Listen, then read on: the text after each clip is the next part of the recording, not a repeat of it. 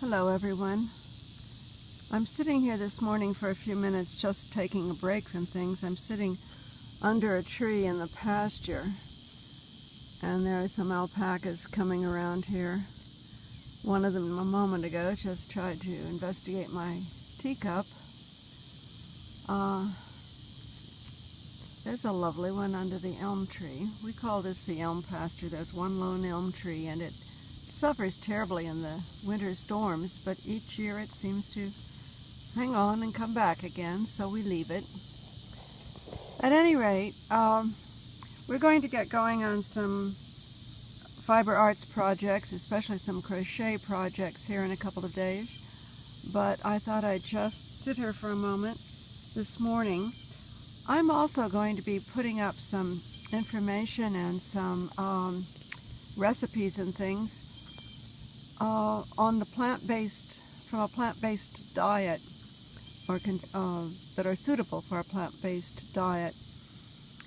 And I'd like to talk about that a little bit. It's certainly not our standard American diet, and I was a vegetarian for a long time, but when I was young, for about 15 years, and then got breast cancer.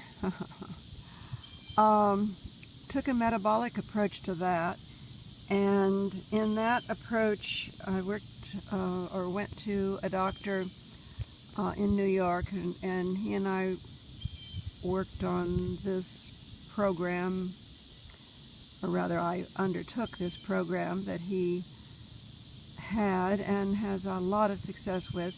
It did involve some meat. So for a good while I went back to meat eating. Was never totally comfortable with it, but did it, and that regime was very successful for me. Then at one point I ended up in the ER at a local hospital and had my appendix taken at midnight one night.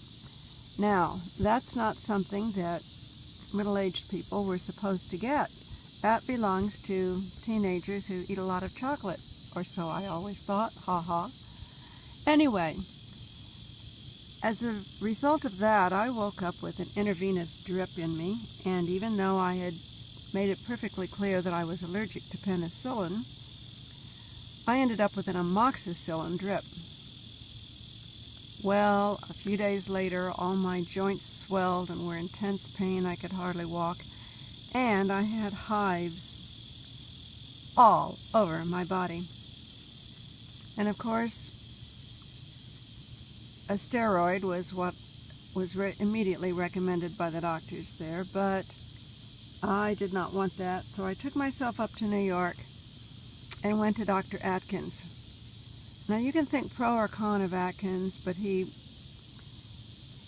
enabled this entire country to have a new look, or take a good look at complementary medicine. So I have a good deal of respect for him and for what he accomplished and contributed to in terms of our knowledge and our practice. And I must say his office was very, very good with me. They called me every day. I had to commute a long distance to get there.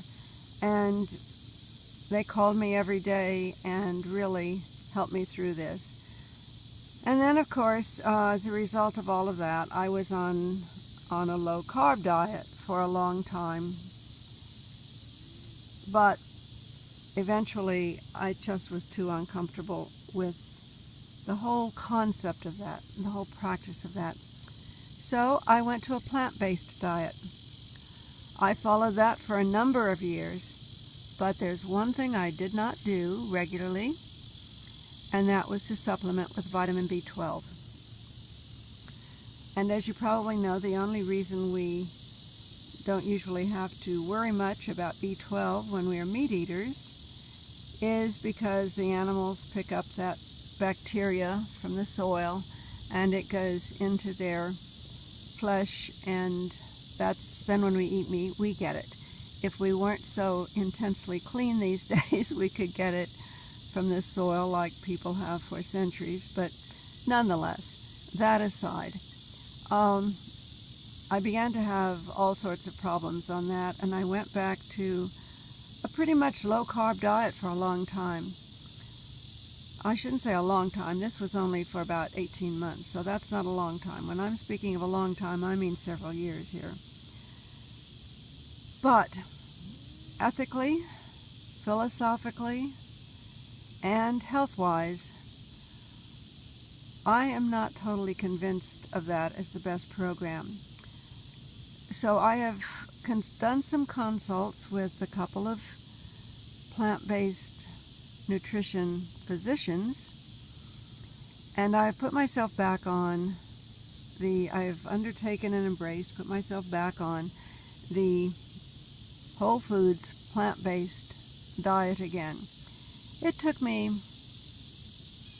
about 3 weeks to really transition over to it this time, but I have done so. I feel terrific. Believe me, I will be totally faithful about the B12 now. And not only that, I was gaining weight on the low-carb diet at a rapid pace, and I have lost about 10 pounds so far. I'm really pleased about it. Just have a few more to go. Don't ever want to get up to the weight I once was in life, which was not enormous, but for a very small-framed person, it was a lot for me. I weighed 132, a little over 132 at one point. But I weighed 107 when I graduated high school, and that is really about my ideal weight. So I am almost back to that, and I really like to hover right in that range, a little over 100. And it suits me just fine because I'm a small-boned person, so that's not skinny for me at all, and I'm about 5'4". So that's slim but not skinny. At any rate, I've done health coaching on all of these dietary plans, all of these nutritional plans, I should say. When I was working at my massage practice and in health coaching, even for a physician's office at one stage for a while, many of these different plans came up for different people. So I've had a lot of experience with them, and I understand them pretty well, and I know them quite well, and I have continued to keep up with them. But I'm not going back at this stage at all to the ketogenic. I'm going to stay on this whole foods plant-based and add more oil into it than I used to. Not by fish oil, but by avocados and nuts. And stay faithful to the B12, and I will let you know how things go as we go along. But I would love to share this plant-based information with you, and perhaps you can contribute to it too, and we could talk about this as we go along. I really feel that this is the healthiest way for us to eat, and on this is the one nutritional plan that if you stick to the whole foods and plants, or whole plant foods, no processed things, no canned, baked goodies, blah, blah, blah. This is the one nutritional plan on which you really can eat to your satisfaction, eat as much as you want, and still lose and then maintain, lose to your ideal weight and then maintain your ideal weight. In other words, you are truly satisfied with lots of energy. And many people worry about the blood sugars and things on a plant-based diet, but much of the newest research is indicating that this is probably the optimal nutritional plan for a diabetic, whether you're type 1 or type 2.